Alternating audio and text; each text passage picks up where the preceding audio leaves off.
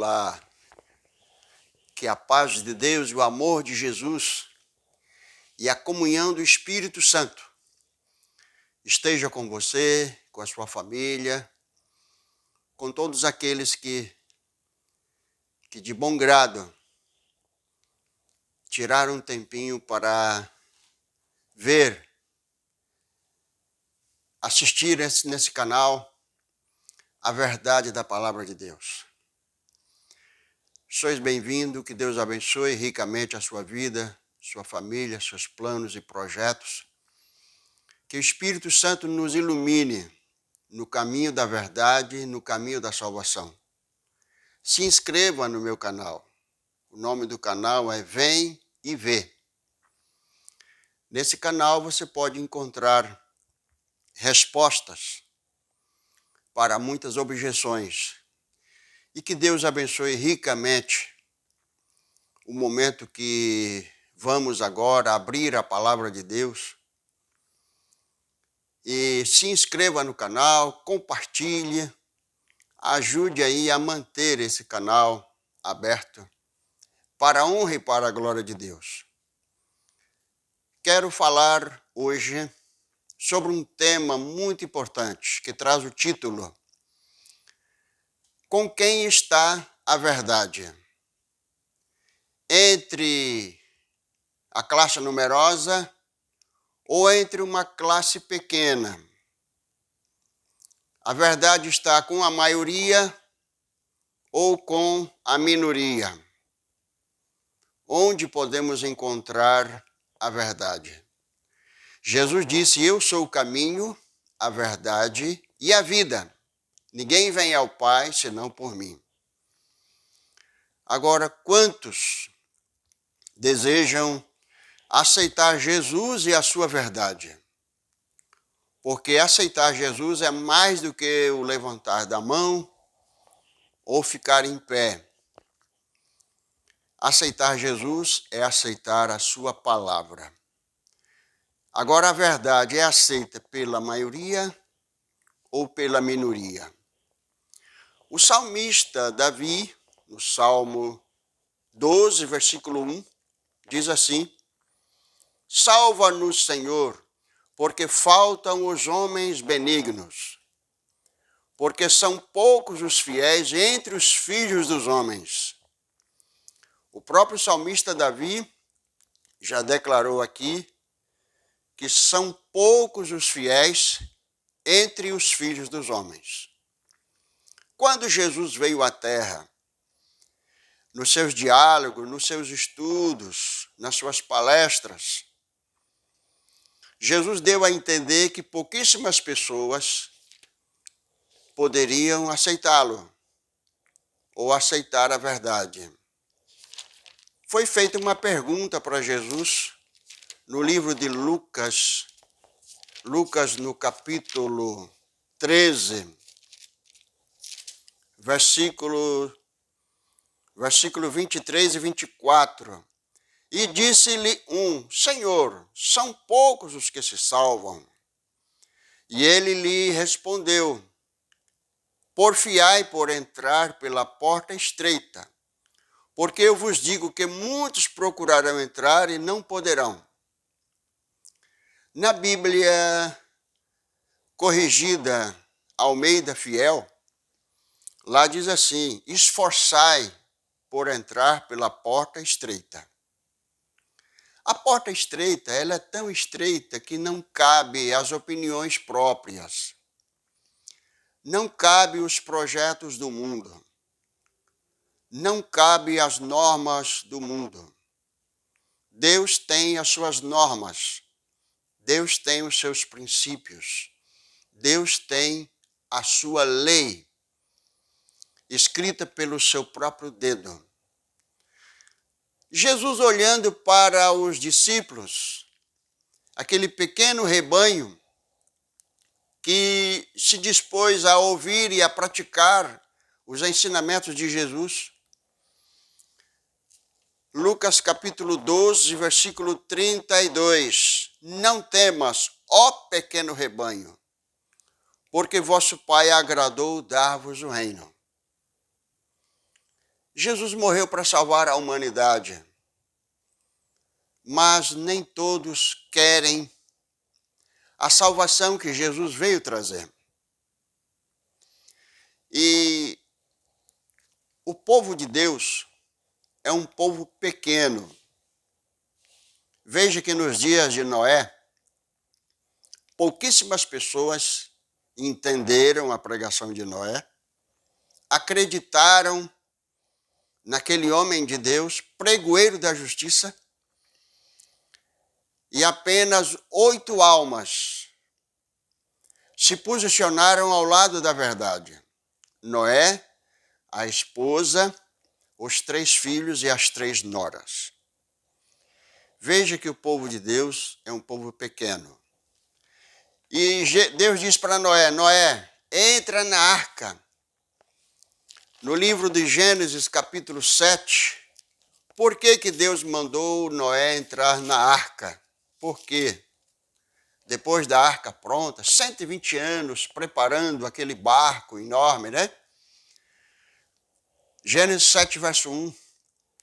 Depois disso, o Senhor a Noé, entra tu e toda a tua casa na arca, porque te hei visto justo diante de mim nesta geração.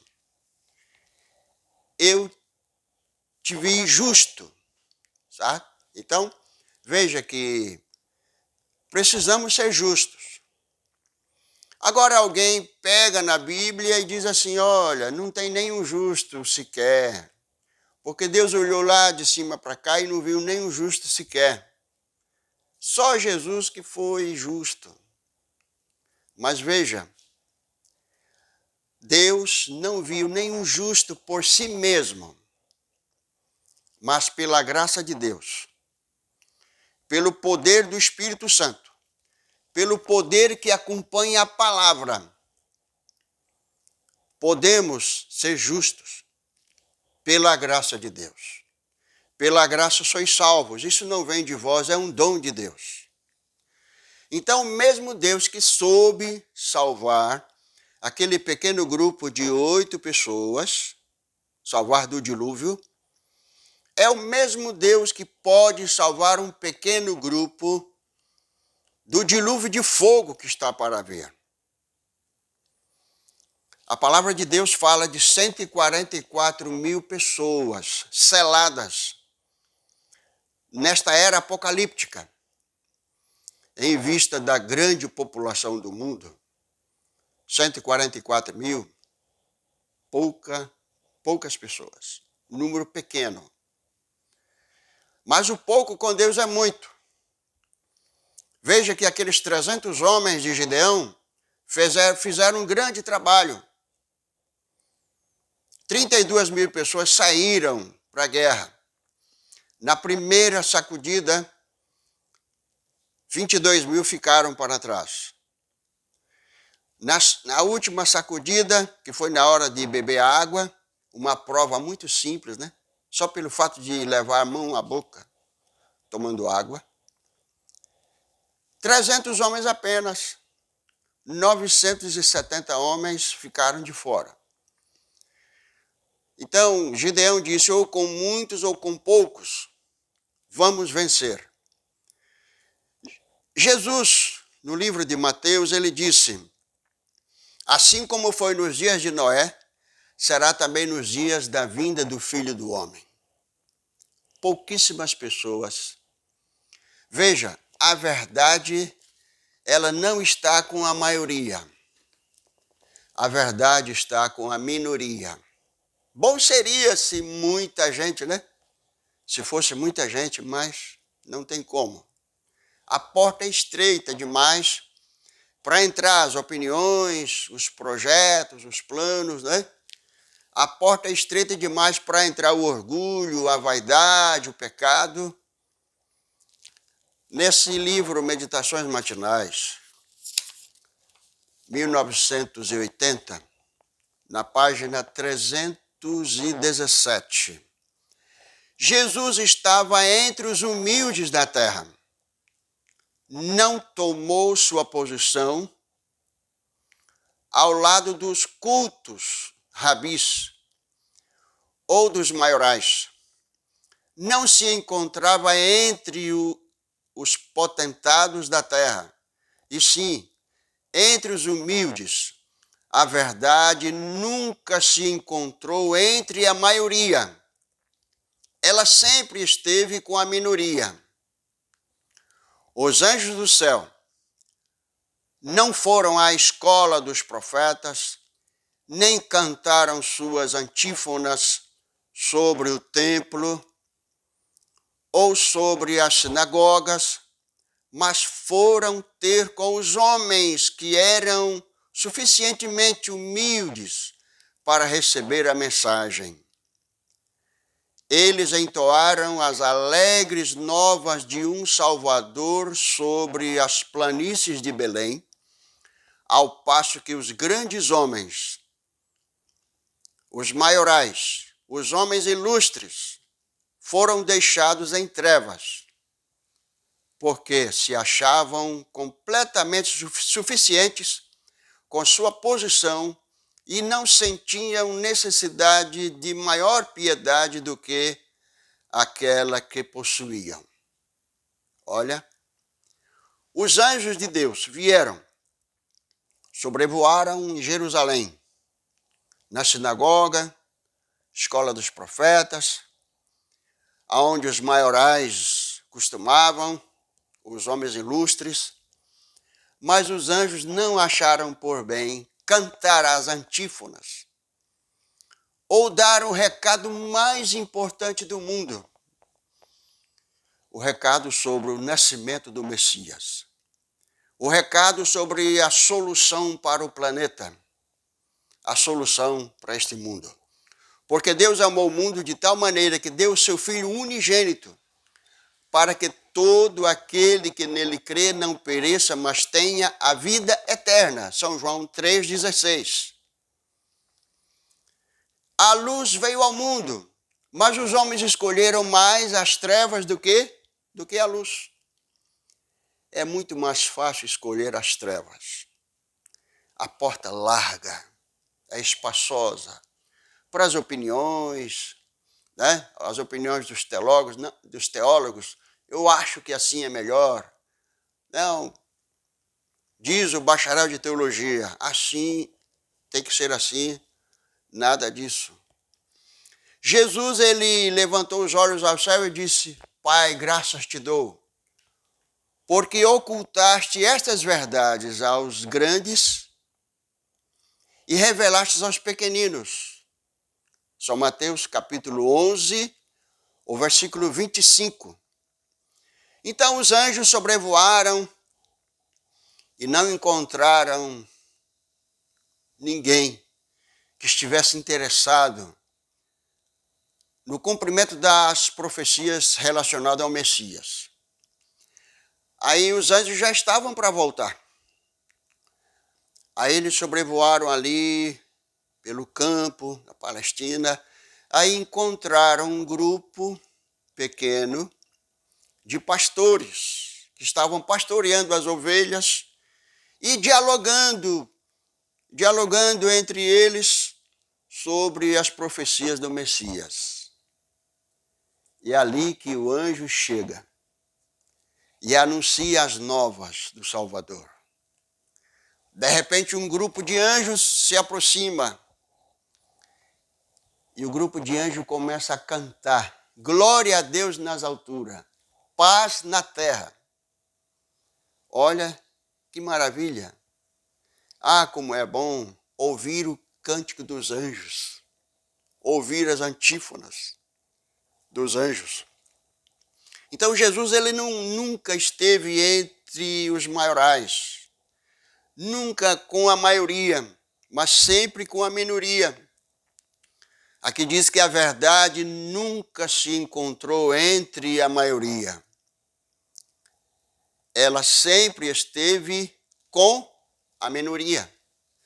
Continuando aqui a leitura, grandes homens aparentemente muito bons, podem praticar ações terríveis em sua intolerância e posição presunçosa, lisonjeando-se de estarem realizando o serviço de Deus. Não convém confiar neles. A verdade bíblica, é a que vós e eu necessitamos a todo custo. Como os nobres bereanos, precisamos examinar diariamente as Escrituras com fervorosa oração para saber o que é verdade. E então obedecer à verdade, custe o que custar, para nós.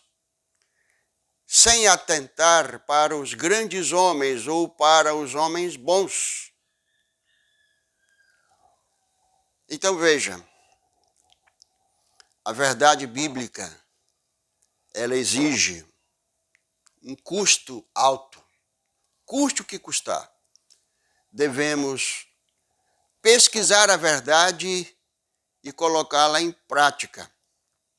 Nos dias de Paulo mesmo disse, olha, os irmãos de Bereia foram mais nobres do que os de Tessalônicas, porque examinavam para ver se essas coisas eram mesmo assim.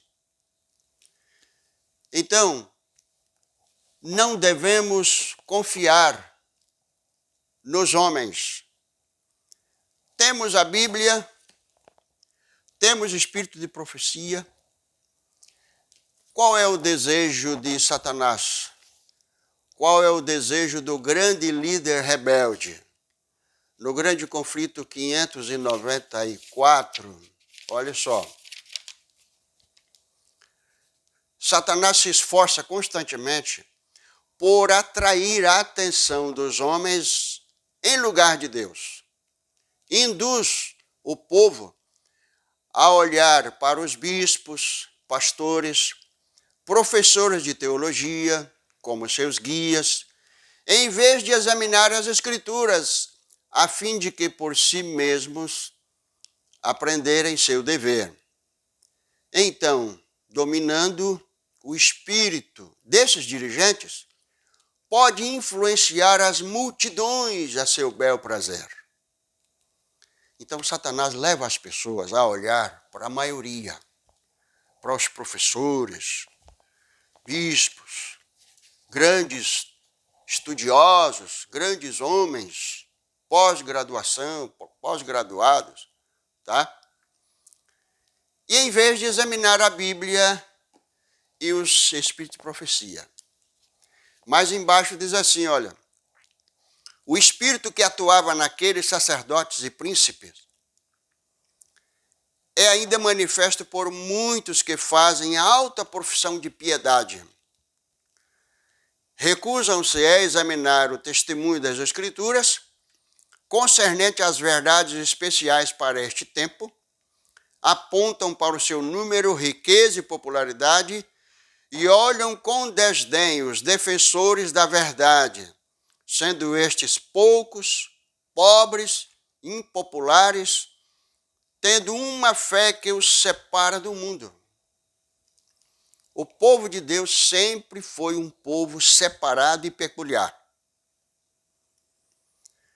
Deus tem um povo na terra, um povo separado e peculiar, um povo que reconhece somente a lei de Jeová como a lei suprema, como a lei real. Assim diz o Senhor. Certa ocasião, alguém estava proibindo os apóstolos de falarem sobre o nome de Jesus, proclamarem a doutrina da palavra. Pedro respondeu, mais importa obedecer a Deus do que os homens. Temos que falar. Agora, nos dias de Cristo,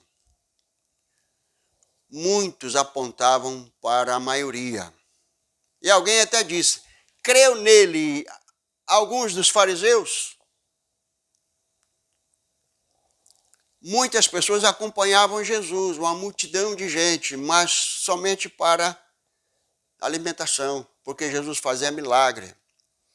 Jesus foi o próprio quem disse, olha, vocês me acompanham por causa do pão que perece. vocês deveriam me acompanhar por causa do pão que permanece. Então, poucas pessoas acompanham Jesus pela palavra, pelo pão que permanece. Então, alguém diz, não, olha, do lado de vocês, olha, pouquinha gente. Do nosso lado, olha como tem muita gente. Pessoas sábias, pessoas entendidas, poder aquisitivo, maior número de pessoas. A Pena Inspirada diz, apontam para o seu número, riqueza, popularidade e olham com desdém os defensores da verdade. A igreja de Jesus era olhada com desdém. Na pregação de Noé, Noé e a sua família também era olhada com desdém. Noé, esse barco aí, isso aí não funciona não. Nossos dentes vão cair e tal, e vamos ficar velhos, vamos morrer, e nunca vai chegar esse dilúvio que você está falando. Venha para cá, venha para o nosso lado, venha farrear, venha... Quando é que se viu chover sobre a terra? Naquele tempo não chovia. Mas Noé acreditou no que Deus falou. A esposa acreditou no homem de Deus. As 3 noras acreditaram no sogro. Os 3 filhos acreditaram também no pai. E Noé, pela fé, ele construiu a arca para salvar sua família. E o que nós estamos fazendo para salvar a nossa família? Precisamos lutar. Precisamos trabalhar constantemente. E nesse livro Atos dos Apóstolos, na página 11, olha, veja só. O que constitui a Igreja de Deus? A Igreja de Deus é composta de que tipo de pessoas? Página 11, Atos dos Apóstolos. Almas fiéis constituíram a Igreja de Deus desde o princípio. Almas fiéis constituem a Igreja de Deus desde o princípio. É impossível as almas fiéis viverem junto com os infiéis. Não tem como. O apóstolo Paulo diz em Romanos, 2 Coríntios capítulo 6, que concórdia há entre Cristo e Belial? Que comunhão tem a luz com as trevas? Então, que comunhão tem o fiel com o infiel? Não tem como. E no livro de Amós, capítulo 3, o verso 3, diz, andarão 2 juntos, se não houver entre eles acordo? Não tem como. E a ordem de Deus é, pelo que sai do meio deles, e apartai-vos, não toqueis nada imundo, eu vos receberei. Então a igreja de Deus, ela mantém-se firme, é uma igreja separada e peculiar, é uma igreja que valoriza a verdade, valoriza um assim, diz o Senhor. E sempre foi a minoria. Aqui no Grande Conflito, na página 607, olha só, 607, Grande Conflito, diz assim, ao aproximar-se a tempestade, uma classe numerosa, que tem professado fé na mensagem do terceiro anjo, mas não tem sido santificada pela obediência à verdade, abandona a sua posição, passando para as fileiras do adversário.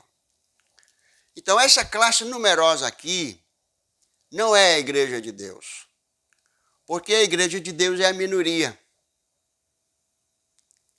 Uma classe numerosa professa conhecer a Bíblia, professa conhecer esses livros maravilhosos, mas não tem a santificação da verdade. A verdade que santifica não tem lugar. Então, aonde a verdade não entra, não tem como acontecer a santificação. Jesus disse, santifica-os na verdade, pois a tua palavra é a verdade. Ninguém consegue a santificação sem ter essa verdade na vida. Então, essa classe numerosa aqui não é o povo de Deus. E outra coisa, no livro Conselho Regime Elementar, a Pena Inspirada diz assim, na página 195, olha, existe uma classe numerosa que rejeitará qualquer movimento de reforma, por muito razoável que seja, se porventura impõe restrições ao apetite. Então, essa classe aqui não é o povo de Deus, porque o povo de Deus não é uma classe numerosa. Então, existe uma classe numerosa que rejeita a verdade, rejeita qualquer movimento de reforma. O povo de Deus é um povo pequeno, humilde, pobre, mas confia no nome do Senhor. Interessante que nos dias de Cristo, nos dias de Jesus, tinha a escola dos profetas, a escola dos rabinos, né? E no livro Desejar Todas as Nações, na página 87, lá disse que, pela lógica, Zacarias deveria ter enviado João Batista para a escola dos profetas. Mas Zacarias não enviou João. Deus não enviou João para a escola dos profetas. E lá diz que se João estivesse ido, ele teria sido inutilizado para a obra.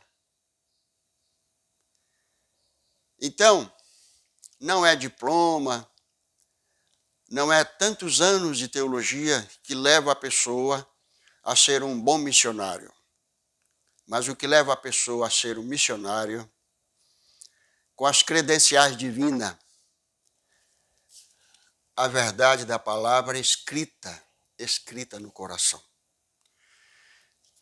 Que Deus abençoe ricamente todos os ouvintes, que possamos prosseguir animados e firmes, olhando para Jesus, o autor e consumador da nossa fé. Nesse livro, O Maior Discurso de Cristo, na página 138, lá diz assim, deveis marchar com os poucos, porque a multidão preferirá o caminho descendente. Jeremias capítulo 6, o verso 16, ponde-vos nos caminhos e vede. Perguntai pelas veredas antigas, qual o bom caminho? E alcançareis descanso para as vossas almas. Mas o que diz a maioria? Não andaremos. Que Deus tenha compaixão das almas fiéis. Que as almas fiéis possam ouvir o chamado de Deus. Jesus disse, tem outras ovelhas que não são deste aprisco. Convém agregá-las e haverá um só rebanho e um só pastor. Que a graça de Deus, a comunhão do Espírito Santo esteja com todos e que possamos prosseguir, possamos ser fiéis até a morte.